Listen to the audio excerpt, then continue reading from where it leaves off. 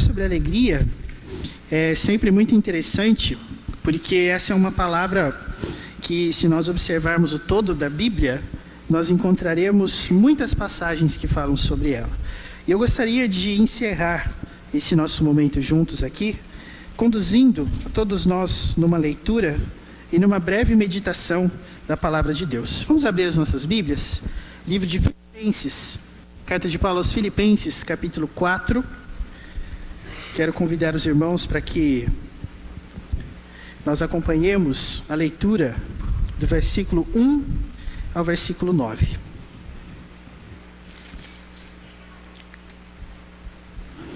Carta de Paulo aos Filipenses, capítulo 4, versículos de 1 a 9. Vamos acompanhar a leitura da palavra do Senhor. Nos diz assim o texto: Portanto, meus irmãos, amados e muito saudosos, minha alegria e coroa, sim, amados, permanecei deste modo, firmes no Senhor. Rogo a Evódia e rogo a Sintique que pensem concordemente no Senhor. A ti, fiel companheiro de jugo, também peço que as auxilies, pois juntas se esforçaram comigo no Evangelho, também com Clemente e com os demais cooperadores meus, cujos nomes se encontram no livro da vida. Alegrai-vos sempre no Senhor. Outra vez digo, alegrai-vos. Seja a vossa moderação conhecida de todos os homens. Perto está o Senhor. Não andeis ansiosos de coisa alguma. Em tudo, porém, sejam conhecidas diante de Deus as vossas petições, pela oração e pela súplica, com ações de graças. E a paz de Deus, que excede todo o entendimento, guardará o vosso coração e a vossa mente em Cristo Jesus. Finalmente, irmãos, tudo que é verdadeiro, tudo que é respeitável, tudo que é justo, tudo que é puro, tudo que é amável, tudo que é de boa fama, se alguma virtude há, e se algum louvor existe, seja isso o que ocupe o vosso pensamento. O que também aprendestes e recebestes, e ouvistes e vistes em mim, isso praticai, e o Deus da paz será convosco. Amém.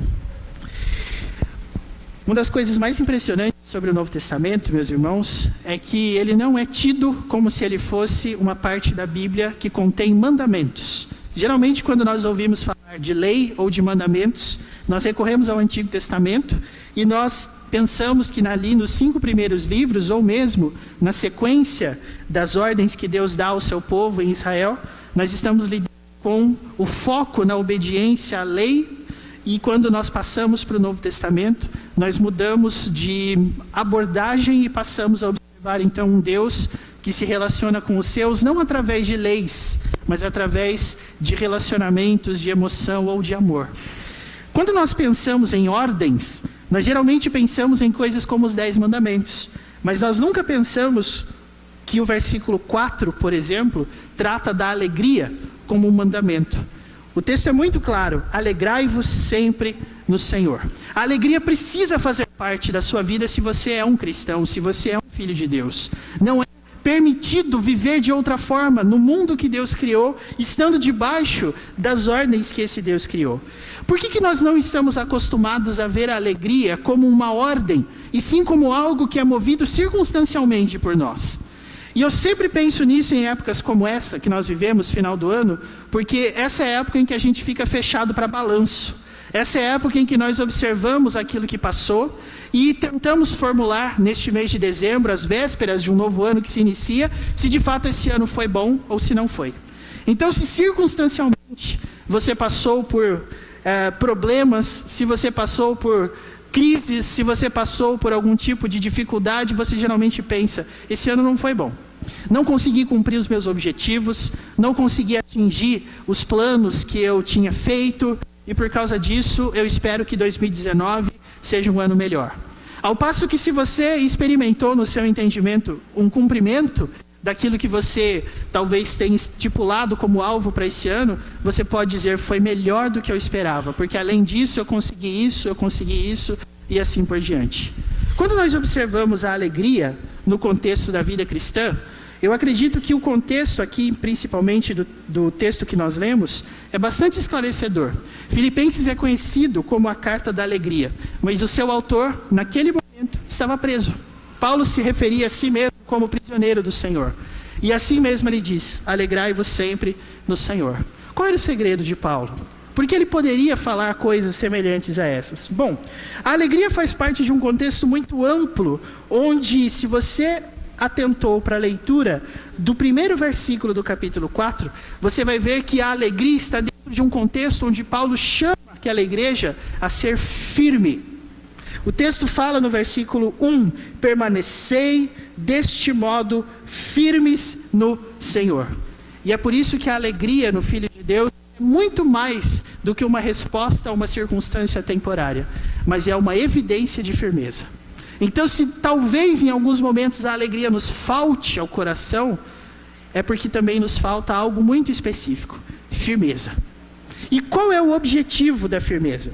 O objetivo da firmeza é colocado aqui para nós em duas frases bem simples que eu gostaria de tratar com base nesses versículos. Como é que nós conseguimos ser firmes no Senhor e assim experimentarmos a alegria do nosso viver? Primeira coisa, nós vamos voltar os nossos olhos para os versículos de 2 a 7, e nós vamos perceber que no versículo 7, você vê que a primeira evidência de firmeza no Senhor é a paz de Deus. E é muito interessante, meus irmãos, nós falarmos sobre a paz de Deus, porque essa paz, segundo o próprio versículo 7, excede todo o entendimento. Mas a intenção aqui, dessas palavras, não é dizer que a paz não pode ser explicada. Porque eu acredito esse é o grande problema que nós passamos quando nós começamos a olhar para a Bíblia e olhar para algumas coisas como se nós não pudéssemos explicá-las. Nós temos o costume de olhar para as questões relacionadas à fé como sendo algo muito experimental. E sendo experimental, se sentimos, então nós nos sentimos satisfeitos. Porque não é necessário explicar. Mas, meus irmãos, nós estamos lidando com um livro. Nós estamos lidando com páginas que contém letras e palavras inspiradas por Deus. E é interessante Deus ter usado o método da escrita para se revelar para nós. Porque como é que nós vamos tomar conhecimento de um livro se nós não o lermos? Então, se nós queremos de fato entender aquilo que a Bíblia diz, nós precisamos estudá-la. E estudando a Bíblia nós vamos perceber, meus irmãos, que a paz de Deus é o final de um processo que não começa com ela. A paz é obtida na nossa vida, a paz, essa paz que vem de Deus, é obtida por meio de muitas questões que o versículo 2 em diante vão colocar aqui para nós. Quando Jesus falou sobre a sua paz, por exemplo, ele disse: eu não vou-la dou como o mundo a dá. Nós não estamos falando da mesma paz que os círculos psicológicos ou sociológicos da nossa sociedade têm ensinado. Porque veja, paz com Deus se consegue em primeiro lugar quando nós observamos o que Paulo diz no versículo 2 e no versículo 3. Quando nós não nos julgamos superiores e quando nós nos esforçamos em pensar concordemente e não separadamente. Nós temos o costume, irmão, de cortar da nossa vida tudo aquilo que é contrário ao nosso pensamento. Isso vale para hábitos e pode até chegar a pessoas. E aqui eu não estou falando sobre hábitos que não são hábitos propriamente bíblicos, mas eu estou falando sobre aquele momento onde você está convivendo com alguém e algumas manias, alguns hábitos que essa pessoa tem, algum comportamento vai acabando por afastar você dela porque vocês não são compatíveis. Veja o que o apóstolo Paulo diz: antes da paz de Deus, o que nós temos aqui? Nós temos Paulo exortando duas irmãs, Evódia e Sintique, a pensarem concordemente no Senhor. E é interessante que o texto grego, quando ele se expressa, ele não se expressa da forma que está escrito aqui. O texto grego correspondente vai dizer assim: rogo a Evódia, rogo a Sintique, pensem no Senhor. A intenção aqui é que a paz de Deus é alcançada quando nós nos esforçamos a colocar nos nossos pensamentos aquilo que Deus exige que nós pensemos, aquilo que Deus espera que nós pensemos, porque deste modo nós nos tornamos cooperadores. Veja aqui o que o apóstolo Paulo fala no versículo 3, aqui ele se refere a uma pessoa, a ti, fiel companheiro de jugo, E ele não especifica quem. Mas se nós observarmos os versículos anteriores, é bem provável que o apóstolo Paulo esteja se referindo a um companheiro chamado Epafrodito. E esse Epafrodito é descrito aqui no capítulo 2, a partir do versículo 25, como alguém que era cooperador e companheiro de lutas, que se encontrava gravemente adoecido, preocupou os irmãos com a sua saúde, mas ele mesmo tomou a iniciativa de ir pessoalmente aos filipenses, provavelmente carregando essa carta, uma vez que Paulo estava preso, a fim de que aqueles irmãos pudessem se alegrar nele e se pararem de se preocupar com ele. O que nós observamos é que a igreja não é um aglomerado de pessoas que se reúnem uma vez por semana para fazer alguma coisa juntos por um tempo específico ou determinado. A igreja é um lugar onde as pessoas se reúnem. A igreja é um lugar onde as pessoas têm como objetivo colocar os seus pensamentos de uma forma em que elas concordem com o Senhor. A igreja é o lugar onde nós aprendemos a não mais pensar como nós queremos pensar. A igreja é o lugar onde o nosso eu é a última coisa que importa. E é por isso que nós vivemos num tempo tão complicado. Porque hoje ninguém mais pode ser desagradado.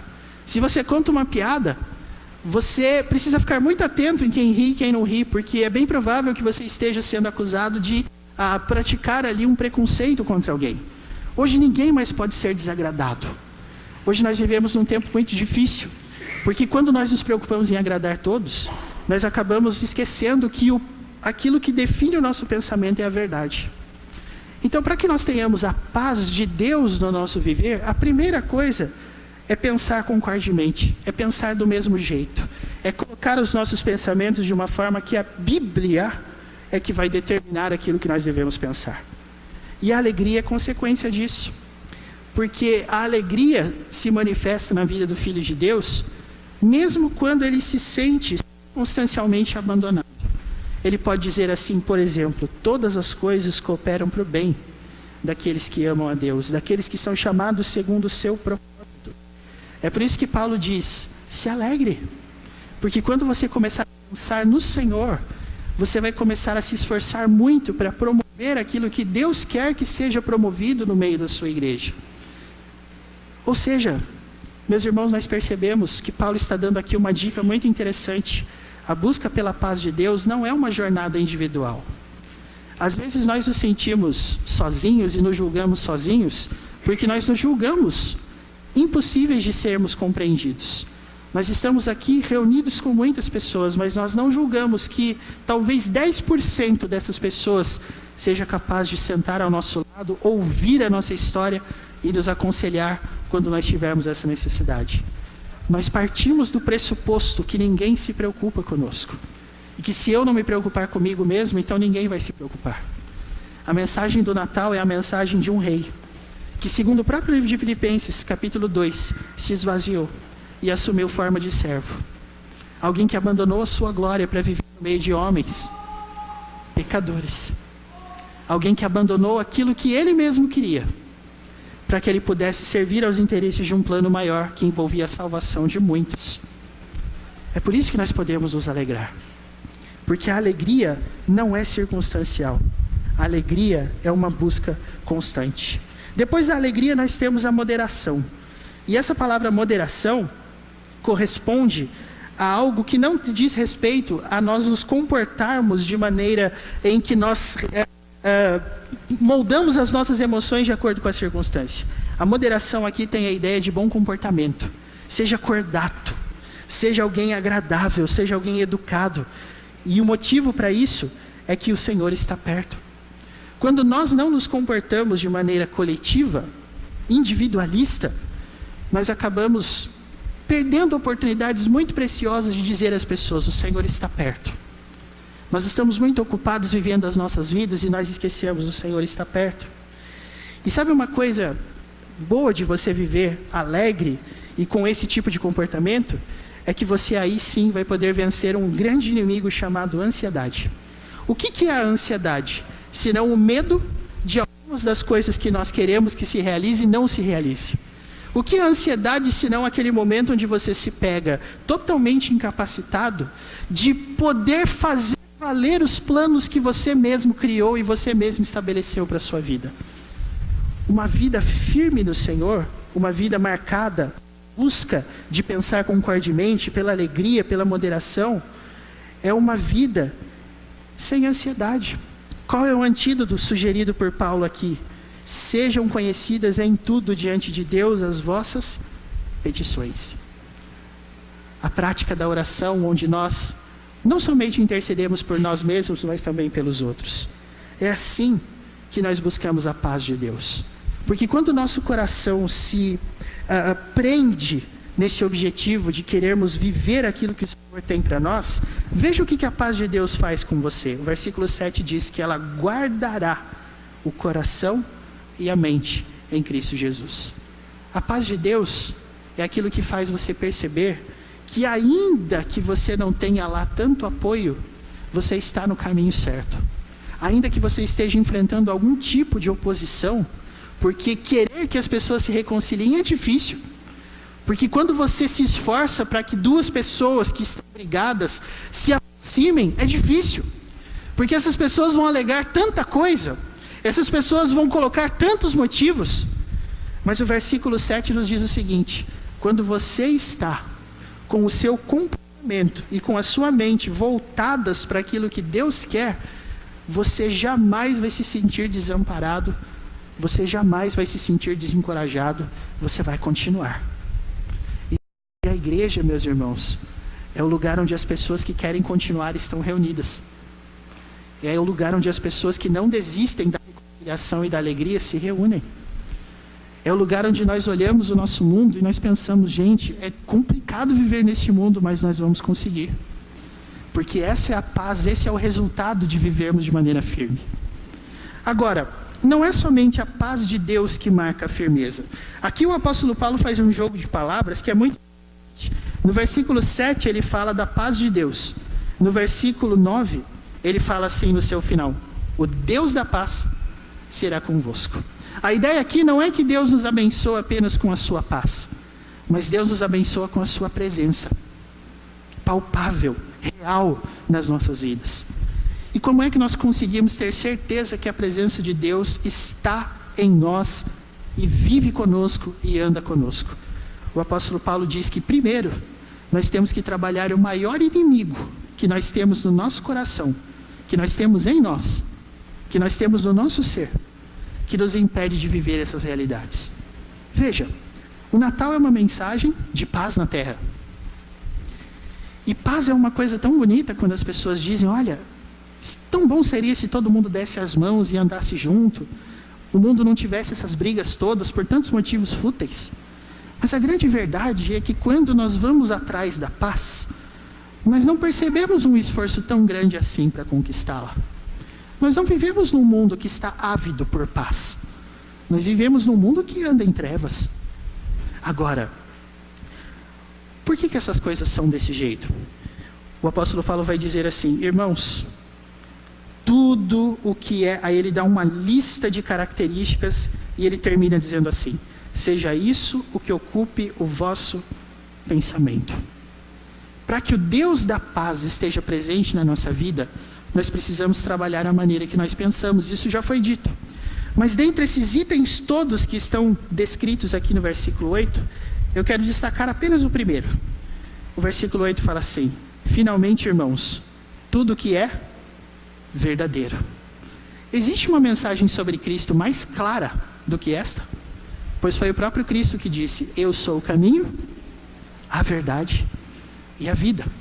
Quando você busca aquilo que é verdadeiro, automaticamente você precisa ir para Jesus Cristo.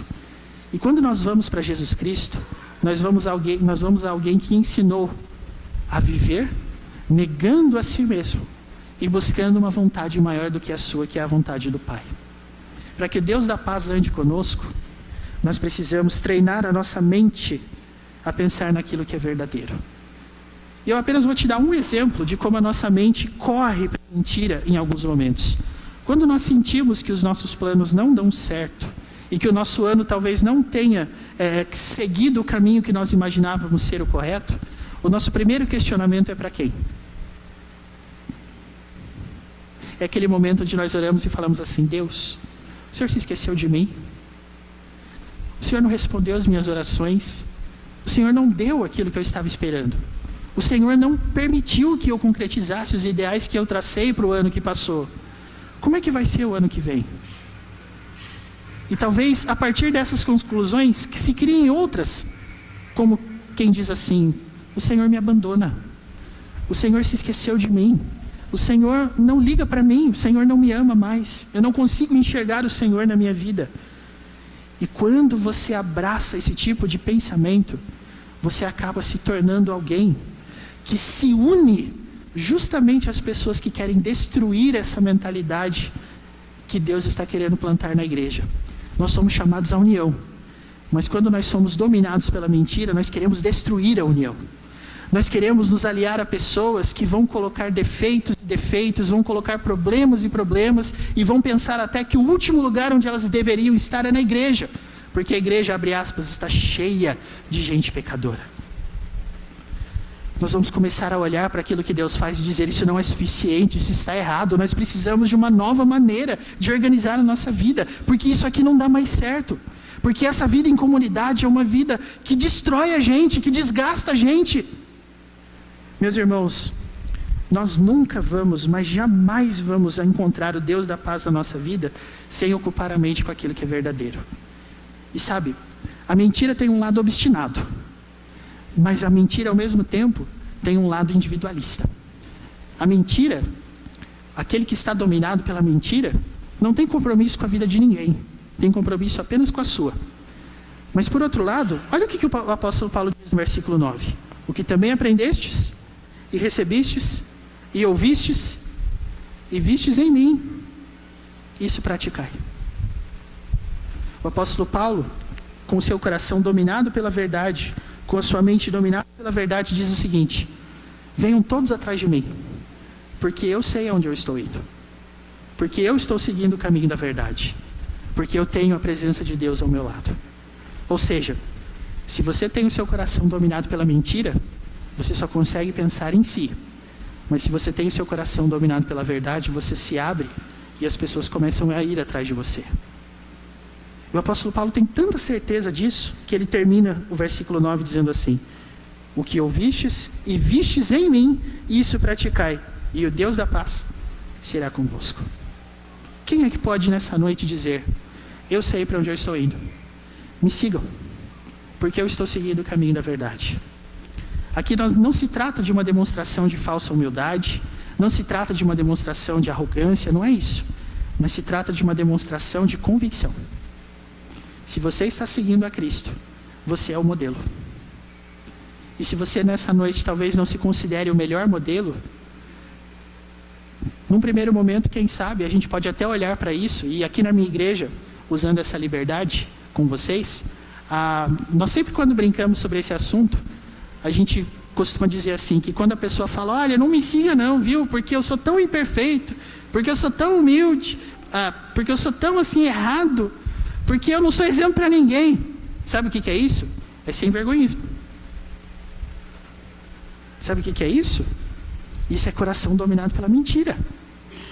É alguém que sabe que está tão longe do verdadeiro ponto de vista verdadeiro, com perdão da redundância, mas é que cada um tem o seu ponto de vista como verdadeiro. Agora, se você está dominado pela verdade, você diz o seguinte: venham atrás de mim, e nós vamos chegar juntos lá onde... Que nesse Natal você também possa ser alguém que não somente tem a paz de Deus, mas você também anda com o Deus da paz. E finalmente, você pode se considerar alguém que está firme no Senhor. Assim, você vai ter alegria. Assim, você vai desfrutar da presença de Deus.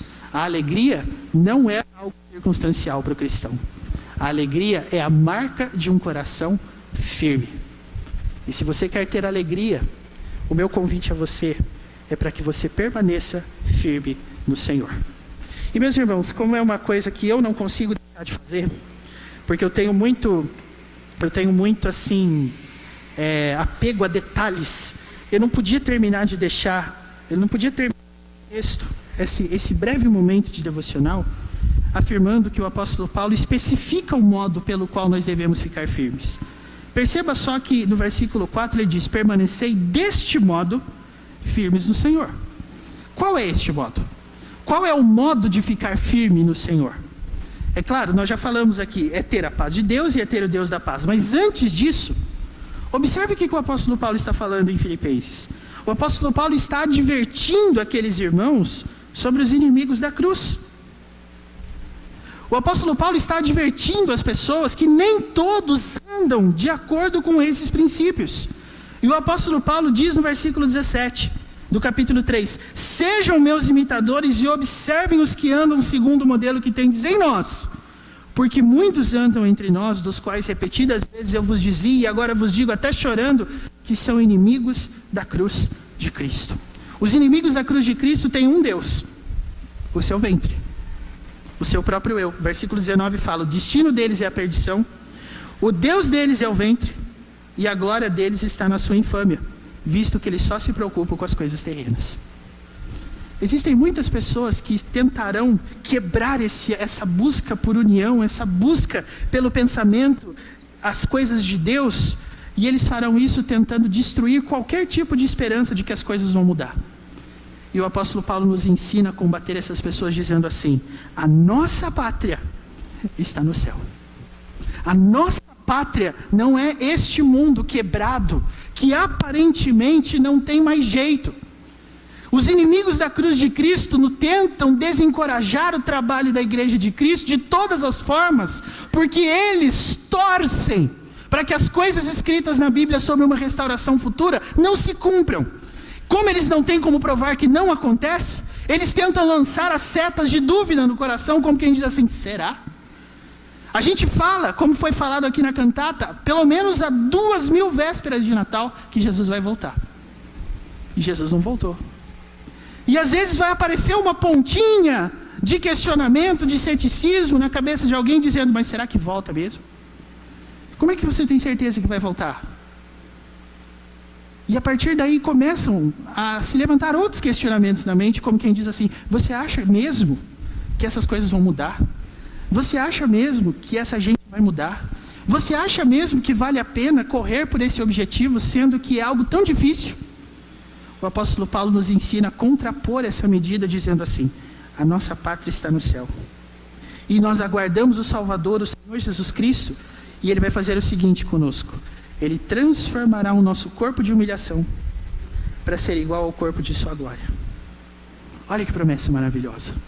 Um dia, nós teremos não somente uma mente e um coração, mas um corpo que já não mais vai poder estar debaixo do poder do pecado e nem da presença do pecado. Então o nosso maior motivo para sermos santos nessa terra é que um dia nós vamos ver com os nossos olhos uma pátria onde o pecado não pode existir mais. Essa é a nossa esperança. É por isso que nós lutamos. E os inimigos da cruz de Cristo fazem o quê? Eles focam nas questões terrenas para que a gente desanime. Eles dizem coisas do tipo: você acha mesmo que fulano pode mudar? Você acha mesmo que tem jeito? Você acha mesmo que se cura? Você acha mesmo que tem volta? Nós somos o povo que diz: eu acho.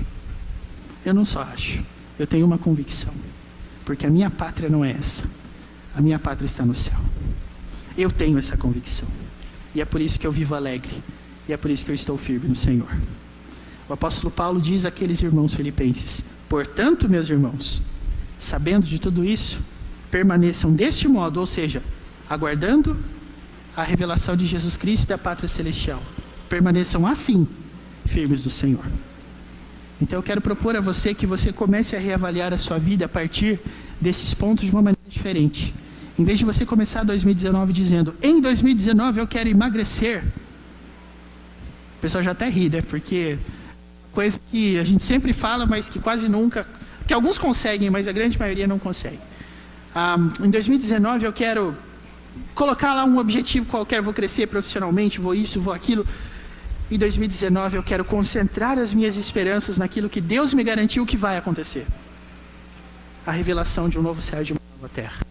E assim você vai ver tanta mudança acontecendo, mas tanta mudança acontecendo, que você vai ver e você vai poder dizer como o apóstolo Paulo, no versículo de número 13, que é bem conhecido nosso: tudo posso naquele que me fortalece. Tudo, veja, tudo posso naquele que me fortalece. Então eu te dou um motivo para você ficar alegre nessa noite. A encarnação de Jesus é a prova que o Senhor Deus deu de que é possível viver neste mundo de uma maneira em que nós nos resguardamos, que nós nos santificamos, baseados apenas numa esperança. E eu lhe digo que se você não tiver essa esperança de uma glória eterna, são totalmente inúteis todos os seus esforços de se manter santo. Se você não tiver certeza de que existe um novo céu e uma nova terra, não existe nenhum motivo para você ser santo. Mas se você crê que existe, então você vai ser santo para o resto da sua vida.